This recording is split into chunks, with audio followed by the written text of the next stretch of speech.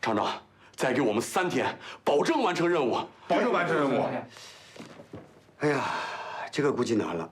这个报告已经交上去了呀，我估摸着明后2天就该批下来了。魏厂长，我们都是厂子的元老了。对呀，我们都是老员工了。你总得手下留点情吧？这样，再给你们3天，你们就能完成任务？一定能完成任务。一定。那这样，我不打保票啊，我打个电话试试，看能不能把报告给撤回来，好吧？好。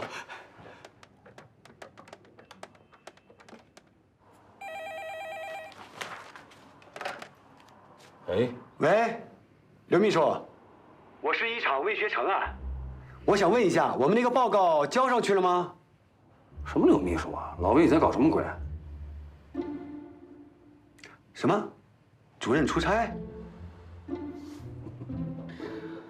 我跟你说啊，都是一个班子的同事，吓唬得了。啊，那太好了。是这样，刘秘书，那我们那个报告啊就不用交了。对，我们商量了一下，毕竟好多呀都是厂里的老员工了，这点面子我魏学成还是要给的吧？对，谢谢刘秘书啊，再见。这个老魏，厂长，还有会儿。好了，哎，任务保证完成，必须完成。去吧。走，快。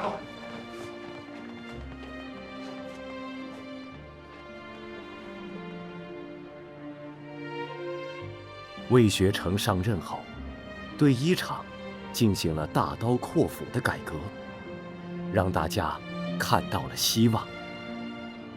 一厂在魏学成的带领下，正如初升的朝阳一般，开始散发出璀璨的光芒。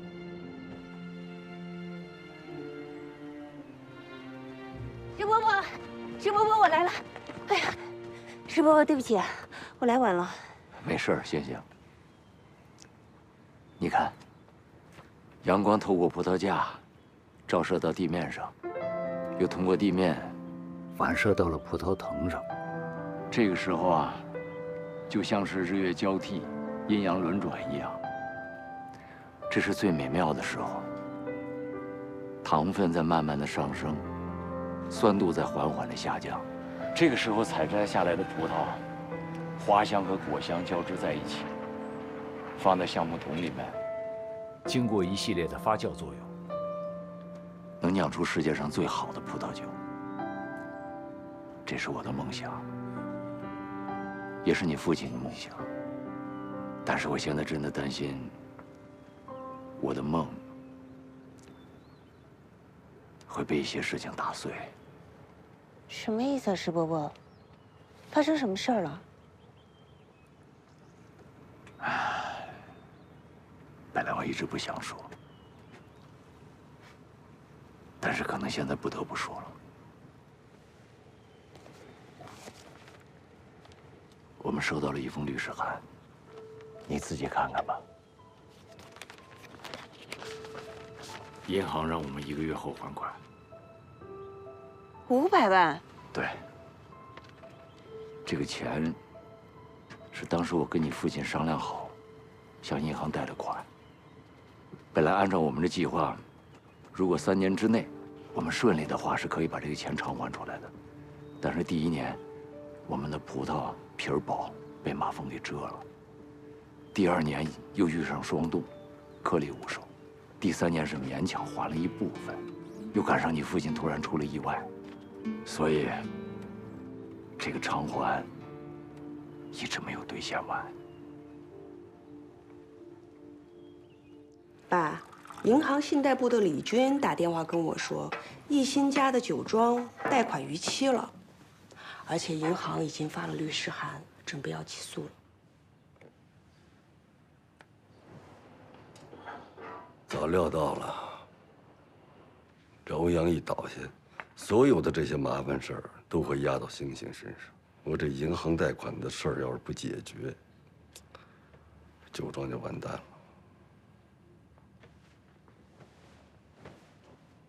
爸，你也不希望欧阳叔叔的酒庄就这么倒闭了吧？所以你得赶紧去找一心谈一谈。谈什么？谈酒庄啊。你还不想放弃？爸，不是我不想放弃，是一心他根本就不适合做这一行，他太单纯了。那酒庄给了我们，总比这样被银行拿去，或者给了别人强吧？雨涵，听老爸的话，万事过犹不及。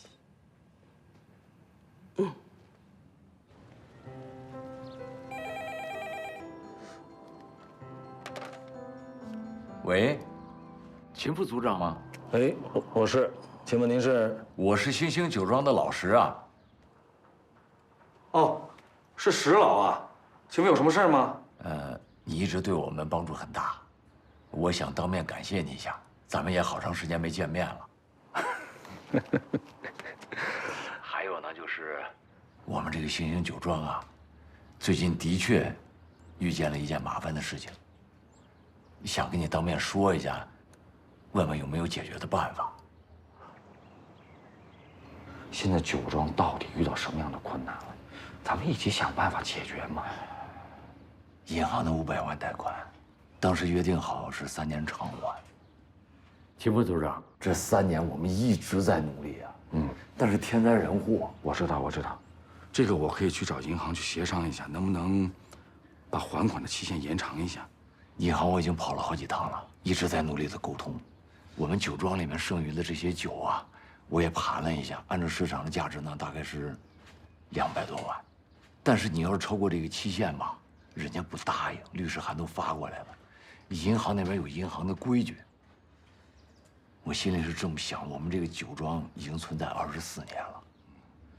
我看到了一篇文章，美国的企业呢，平均寿命是8年多，日本的企业呢，平均寿命12年多。我们这24年怎么走过来的？秦副组长，你最清楚。如果现在我们垮下来，太可惜呀。这件事你就放心吧，交给我。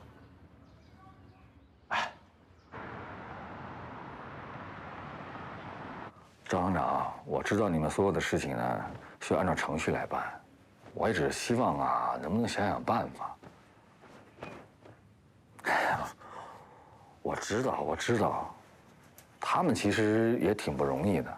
你看，出了这么大的事情啊，里里外外的都靠一个丫头顶着，看上去挺让人难受的。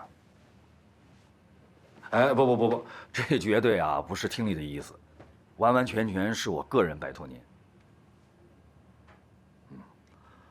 我知道这件事挺难办的，我就是希望啊，看看能不能想想办法宽限一些日子，把律师函先撤回来。好，那我等您电话。哎，好，谢谢，再见，张行长，再见。爸，你的袜子怎么又乱塞呀？哎呦，对不起。瑶瑶，爸爸太忙了，也没时间收拾。你别动，爸爸空了之后呢，爸爸自己收拾。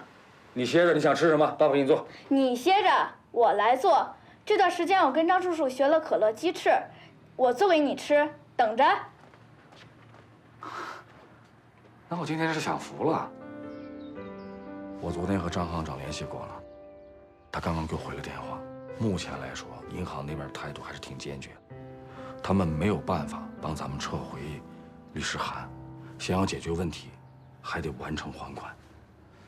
但是我觉得吧，这件事不是不能谈，毕竟银行得向储户做交代。如果说啊，咱们这边能完成60%的还款，我觉得我还是可以和张行长去沟通沟通。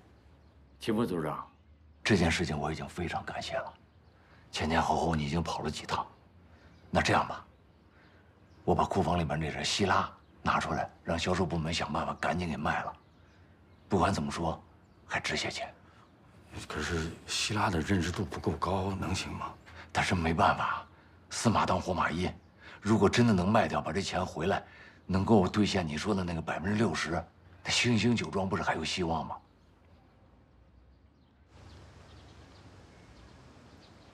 现在是我们酒庄最困难的时候，我相信具体的情况，大家都有所了解了。所以接下来我们要做的重中之重，就是把酒庄的酒都销售出去，回笼资金，完成银行的还款。肖庄主，您也看到了，不是大家不努力啊，只是现在这个市场就这么一个状况，这销售没那么容易完成啊。现在呢是非常时期，大家自然应该多辛苦一些。在座的都是咱们这酒庄的老人了，总不至于坐视不管吧？魏经理，你说呢？哎，石老，我不是那个意思，我们销售部呢，在努力，再加把劲儿。只是这任务这么紧，那提成……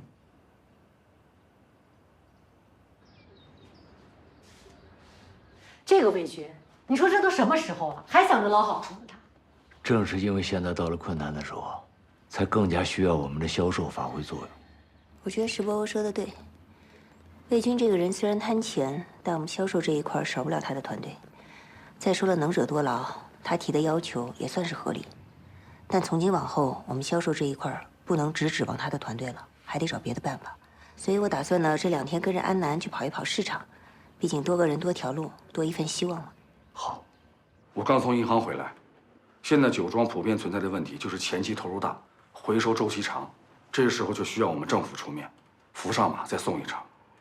您看，一般修复土地需要1到2年的时间，每亩的成本大概2万元左右。接下来还要引进苗木，种植防护林，3年以后挂果，7年以后的葡萄才能够酿出好酒。这样一来的话，平均每个酒庄至少需要10年的纯投入期。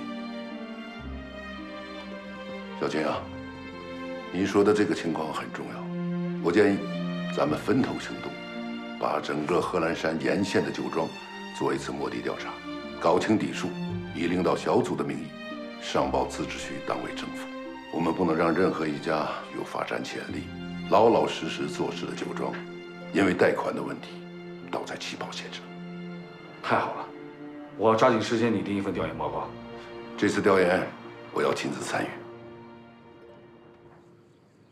巨额贷款的事情，如同一记重锤砸在一心面前。这沉甸甸的压力，让他不知如何是好。一心和石明山想尽各种办法，也看不到一点希望。他的内心越发的焦虑起来。秦副组长，哎，齐洛，见过一星了？见了，状态还行。那就好。现在老庄主还在医院躺着呢，一星呢也没什么经验，每天一睁眼就是钱。我们父辈都是有渊源的，我父亲、欧阳叔叔、邱叔叔，他们3个不都是亲如兄弟的吗？那这个酒庄不仅仅有欧阳叔叔的梦想，还有我父亲的期望啊，所以我的确想帮他。就目前来看，不太好办。你打算怎么帮？找我妈。你为了留下来啊，都已经跟你妈闹翻了，能行吗？能不能行？那试试呗，毕竟虎毒不食子。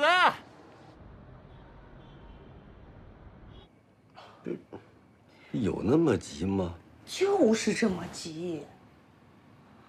时间不能拖久了，时间太长我怕有变数。你确定吗？我很确定。你给我个理由。爸，我们跟欧阳叔叔家是世交吧？嗯。那给了我们，总比被银行拿去让法院拍卖了强吧？那我们毕竟是自家人啊！我跟你保证，我肯定会打理好欧阳叔叔的酒庄的，你相信我。你跟人家谈价钱的时候，让着点人。我知道了。但是爸，说实话啊，感情是感情，生意是生意啊。虽然我不应该这样评价欧阳叔叔啊，但是你想想，那欧阳叔叔的酒庄，他为什么走到今天？那还不是因为他把个人感情带进了生意里面吗？什么梦想啊、情节呀，那些都是虚的，只有生意才是实实在在的。那我们要尊重市场，控制成本，你说对吧？哎，行，你该怎么做生意怎么做生意，我不管了，这行吧？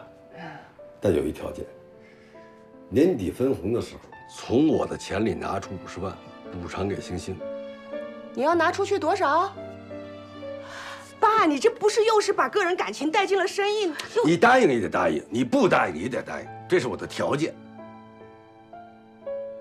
答应，答应，您高兴就成。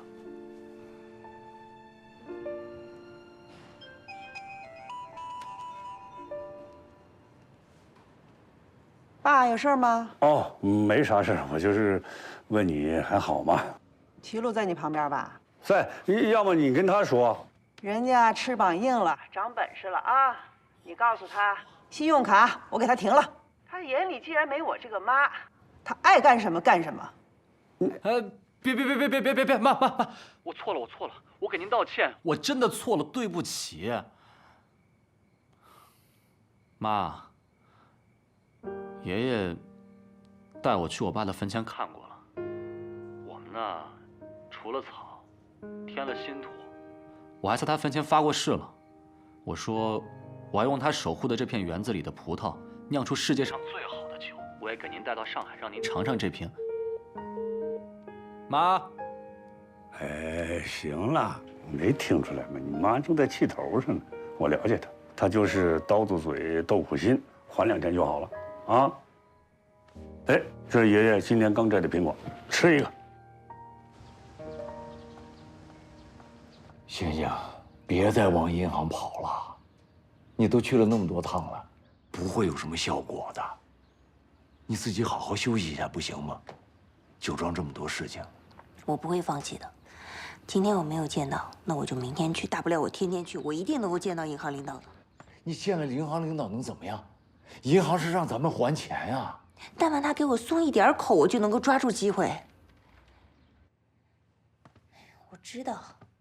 现在我这么一次一次的跑，几乎看不到效果，但起码在每次跑的过程当中，我心里能够燃起一些希望。石伯伯，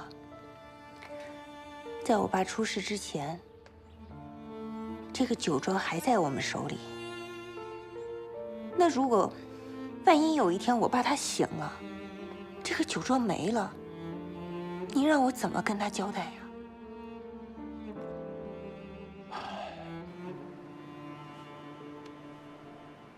老邱啊，刚才星星跟我说的话你都听见了是吧？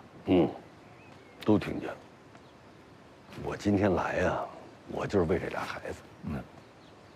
闺女呢是3番5次的跟我说，你说我不跑一趟，好像是我不近人情。再有呢就是星星，我是真心疼这孩子。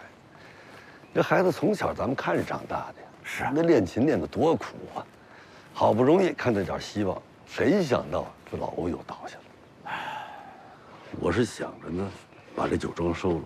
这酒庄在我手里，给他们的分红只多不少，也能让他们娘俩舒舒服服的过日子。老邱啊，你这个想法糊涂啊！怎么呢？老欧大半辈子辛辛苦苦把这个酒庄立起来，那是他的心血。老欧现在出事躺在医院里边，那孩子现在如果把这酒庄给卖了，老欧醒过来他怎么交代？孩子虽然是不懂葡萄酒，但是现在这个节骨眼上，他必须得把这个酒庄给撑住才行。那不是还有我吗？我在这个酒庄20多年了，再苦再难，我也得帮着孩子一起把这个酒庄给重新打理起来。我还是真没想到这一层。这星星啊，肯干，有点像当年老欧那劲头。是啊，可她毕竟是个女孩子。我实在是舍不得看着他再受罪。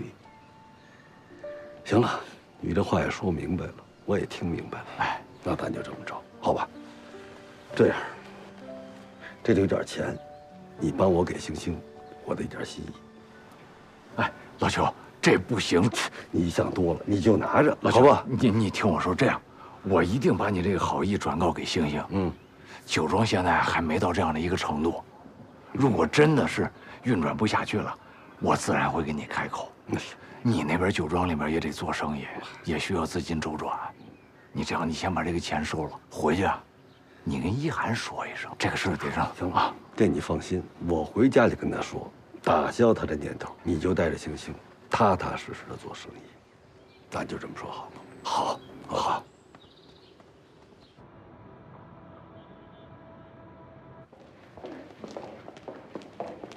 老板，外面来了一位外国客人，我看着挺像莱诺先生。Mr. Lin？ 我看苏经理挺谨慎的，亲自去服务了。好，你去忙吧。I recommend you can choose a new one, carbonate, or the Bordeaux is great.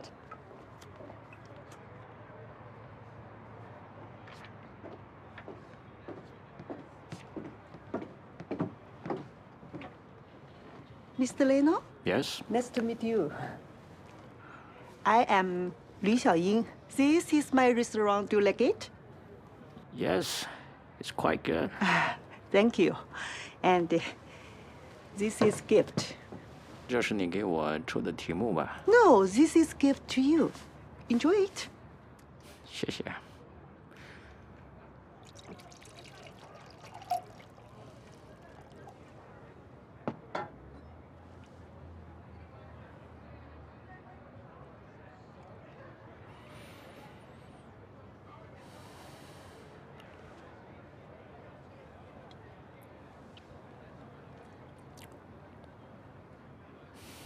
How about it?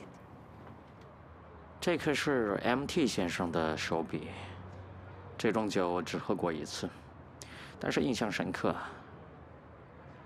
这种酒它很难把握，氧化不够就会很酸很涩，氧化过了呢就会没有什么味道，必须掌握的恰到好处，才能释放出迷人的香气。你是在我们这个餐厅第一个品尝出这款酒的人。谢谢谢谢。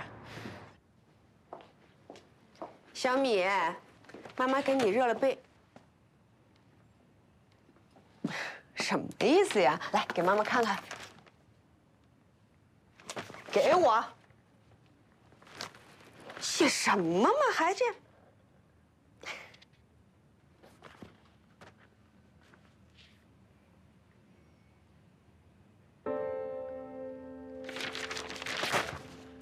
你这写的什么呀？可我写的是事实啊！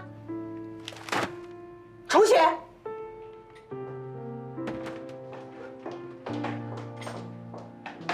哎，干嘛去？出去！哎，你等等，老爷子他想让我劝劝你。劝我什么？劝一劝一心酒庄就归我们了吗？这个家里里外外的，我能指望上谁？老爸他当时张不开嘴。张伯饶，有机会来了就要抓住，没机会创造机会也得成事儿。这咋了？这吃枪药了？这是？爸！爸！哎，我妈把我作业死了。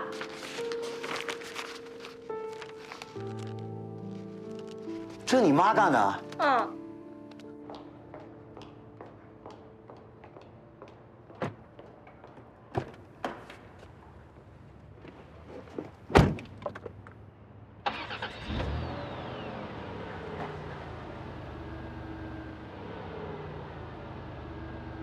下车。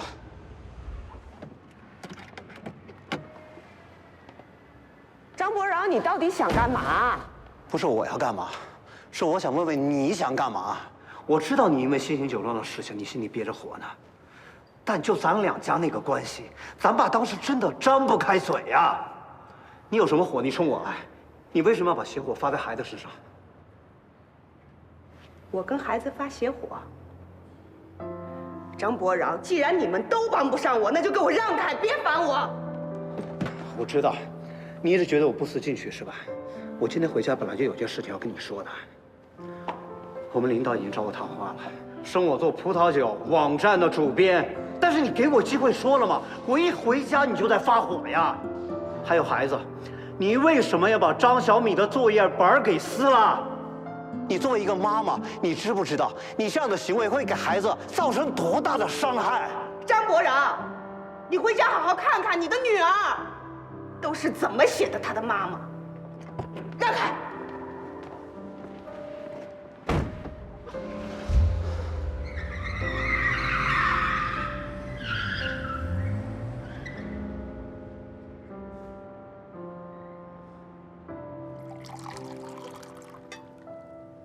师傅，我觉得这个莱诺先生不像是来单纯吃饭的。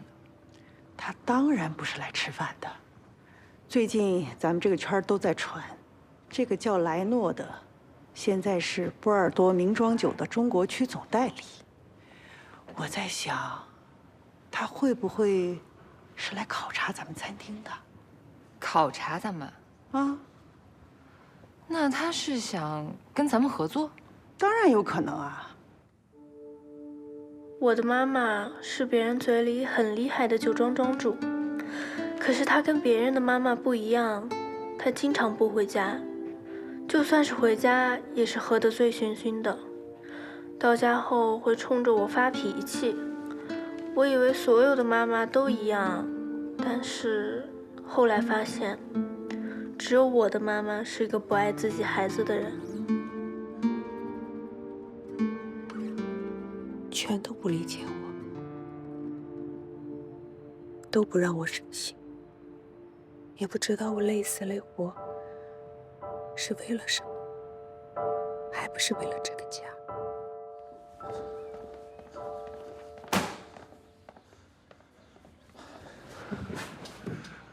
这谁把你给惹了？你不是去找一兴跟石老签合同去了吗？签个屁呀！石明山死咬着100万不放，我拿什么签？100万，这可比我们跟王总承诺的价格高出的不止2倍啊！何况咱们定金都收了。这样，你赶紧买点礼品，找王总赔礼道歉去。哎，不是，那定金还有中间。哎呀，这都什么时候了，你还想着中间呢？这生意都没了，王总不怪罪咱们，就算不错了。你说这怎么这么寸呢？啊！早不给希利亚定价，偏偏咱把订单拉来了才说，是不是故意的？是啊，哼，我算是看明白了，石明山也好，一兴也好，这都防着咱们呢。别让我逮着机会，一旦有机会，我非出这口恶气不行。一兴。如果你能信得过我，酒庄那边我可以入一些股份。你要买下新兴酒庄吗？你误会了啊！姐怎么可能干得出来那种落井下石的事情呢？酒庄不是卖给我，更不是姐要霸占这个酒庄啊！我只是帮你渡过难关。这么跟你说吧，姐是要还欧阳叔叔一个人情。当年，要不是他挺着我，姐的酒庄不可能那么快的站稳脚跟。所以，欧阳叔叔必须还是这个酒庄的主人。只要他能醒过来，姐随时完璧归赵。我真的不知道该怎么谢谢你才好。傻丫头。咱们是一家人嘛，有什么事儿随时给我打电话。好。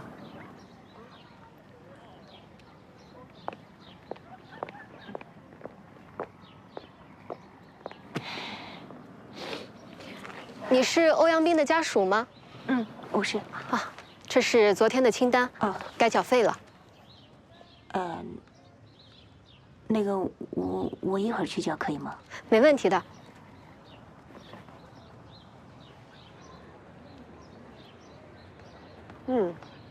当然搞定了。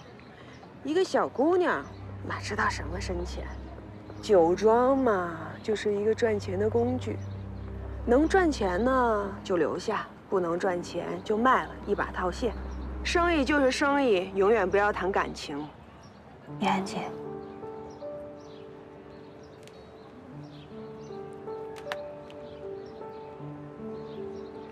你都听见了？听见了。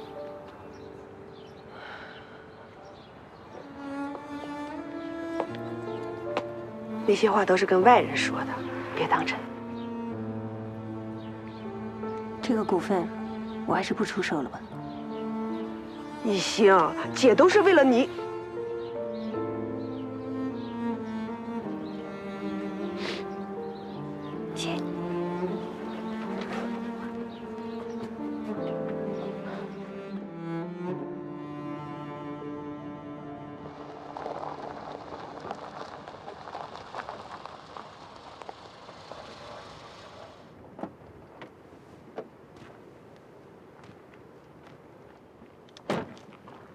魏经理，找我什么事儿？听说你对星星酒庄感兴趣啊？有什么话，请直说。好，那我就不绕弯子了。我在星星酒庄干了10几年了，轻车熟路。本来呢不想挪地方，可是星星酒庄这条船就要沉了。所以，你想到我爱的宝酒庄来？没错。但是在我来之前呢，我先纳个投名状。什么意思呢？星星酒庄的销售数据全在我这儿，大客户呢也全在我这儿。我给你做个内应，加速星星酒庄的灭亡，怎么样？魏经理，你这样做可是卖主求荣。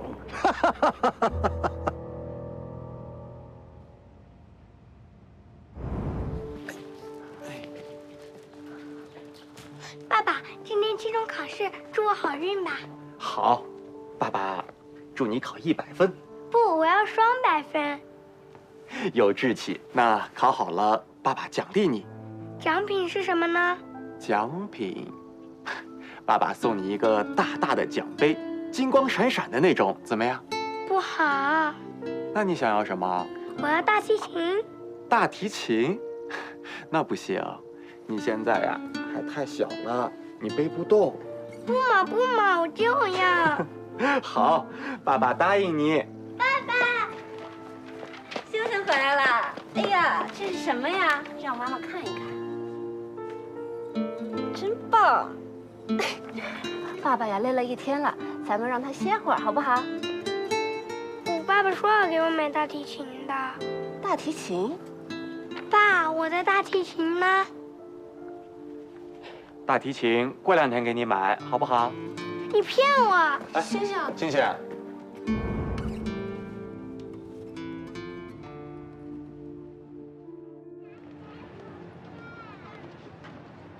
老板，您好好看看，这可是纯手工大提琴。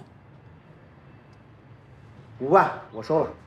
不是，您再看看嘛，这当时买的时候我爸花了20万呢，这是他送给我的礼物，我要不是急用钱，我不会卖的。最多8万，你要是愿意，你就留下。我现在就能给你拿钱。成交。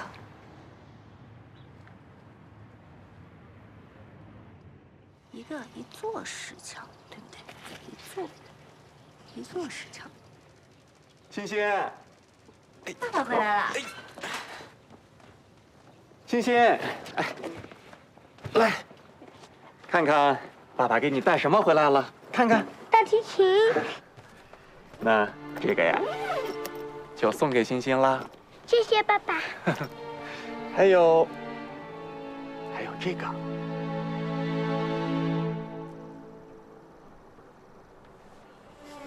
怎么都是酒味？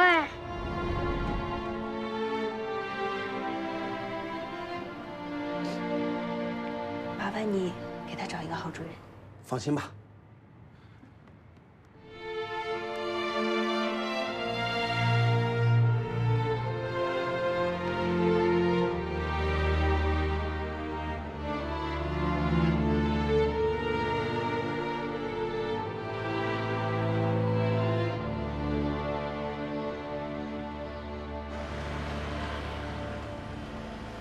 不然啊，我一会儿要去趟星星酒庄，咱们长话短说啊。我出差之前就跟你们主编沟通过，我想搞一个网站，专门宣传咱们产区。主编已经跟我聊过了，既然您提到这个，我就跟您表个态，我乐意。那也太好了。我这次开会的时候，就跟李霍华教授还有国内一些同行们都交流过，大家普遍认为说咱们国内的葡萄酒市场认知度还远远不够，而那些红酒的爱好者呢，又只认外国酒，这种现象啊非常突出。当然了，人家酒呢确实也好，咱们得认，但是同时我们更应该看到啊，人家对于消费者的教育所做的功课，他们现在已经通过各种各样的渠道在教育我们的消费者，比方说什么老藤上结的葡萄好啊，什么一定要用橡木桶啊，还有什么喝酒的时候一招一式啊，哎，这些东西结合在一起，这就是标准，这就是影响力。您的意思我听明白了，这个网站不仅是一个外宣的窗口，还是一个科普的网站，一个具有我们中国元素价值标准的输出窗口。对，就是这个意思。李经理，是这样的，我这儿呢，我正在筹钱，我想咨询一下，有没有一种可能呢，可以延长借款期限，分期还款？如果可以的话，您能不能帮我通融一下？那我也不跟您绕弯子了。起诉通常是最后的手段，不到万不得已，我们也不愿意走到这一步。延期还款是可能的，但有一个前提。您说。我们需要一个担保人。还需要一份详尽的还款计划。好，我明白了，谢谢您啊，李经理。那也就是说，我们只要有了担保人，出具了还款计划书，还有相关的证明材料，我们就可能顺利地度过这一关了。是的，银行信贷部的李经理就是这么跟我说的。可是之前张行长没跟我提供过这个情况啊。哎，这就叫山重水复疑无路。柳暗花明又一村。行了，不管怎么说，算是有转机了。那我抓紧时间再和张行长去联系一下，了解一下延期还款的具体情况。哎，也麻烦你们呀，把这个酒庄的具体的什么证明材料呀，给我准备一下。好。啊，那个还款计划就交给我吧，2天就给你们搞定。那一厂那边我也帮你们想想办法，看看能不能让他们来做担保。担保需要一份财务报表，这个事我来解决。那一厂要是能做担保，那太好了，我陪你一块儿去一趟一厂。好，谢谢你们的帮助啊！那接下来我们分头行动。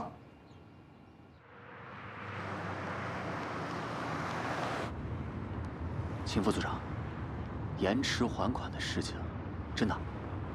没错，其实张行长啊一直在帮我们争取，只是没有时间告诉我。刚才疫情不是去银行了吗？顺道把这个消息带回来了。你怎么想到让一厂做担保的？你之前跟他们闹得还挺不愉快的。其实也没有闹得很不愉快吧。我们就是在酿造葡萄酒上面产生了一点分歧和误会。再说了，一厂它的公信力还是很大的。只不过能不能说服他们给我做担保，我没什么把握。试试看吧，到了之后看情况再说。你轻点儿。我也想轻点啊，秦副组长，可你这车太高档了。你是拿话讽刺我是不是？我哪儿敢？再说了，您好歹也是个领导，应该换个像样点的车才对。不是这车有什么不好啊？你别小看它啊，别看它又小又旧的，它可是陪着我跑遍贺兰山东路的大功臣。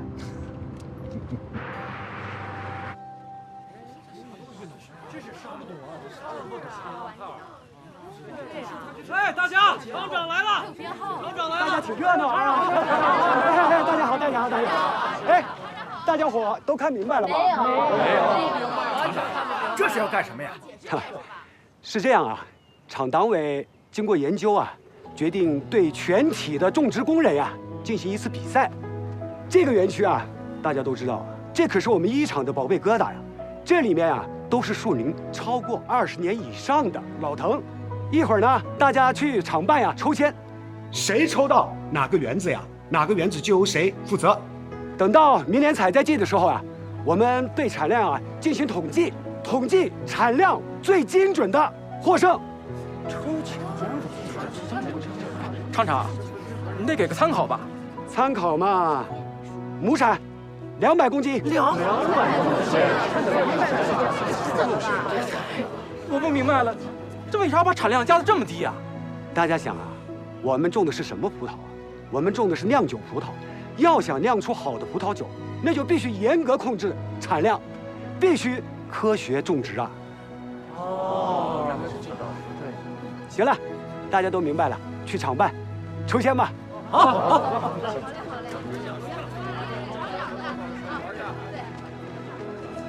各位啊，真有你的啊！你看那边刚刚改造完领导班子，你这边就开始纠正起工人的生产理念了。秦大副处长啊，你给我的那可是火焰山呀，这芭蕉扇还不知道在哪儿呢，任重道远呀。老秦，你这是把人才给我送回来了是吧？好，欢迎欢迎。不是的，魏厂长，我和秦副组长过来是有事想请您帮忙。不是回来呀？老魏啊，的确有件事情想麻烦你。办公室聊，走。这次叫我来有什么事儿？说吧。这个给你。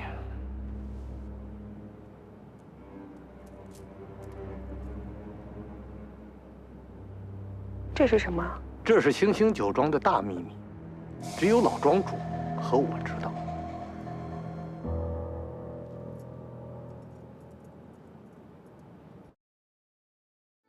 夜空，流星划过美丽的虹，银河里，星星点缀苍穹。我在凝望茫茫天幕心动，思念随着你的脚步升空。曾经彩霞飘动万里晴空，阳光唤醒了春天的梦，山川大地变得郁郁葱葱，眼前处处都是风情万种，仰望神秘的星空，爱恋故乡繁华不再懵懂，心儿飞向那多彩的世界，在黄河古道边寻梦逐梦，寻觅往事的行踪，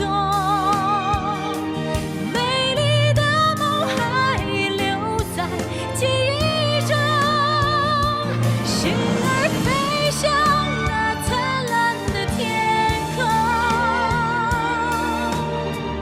我要为你献上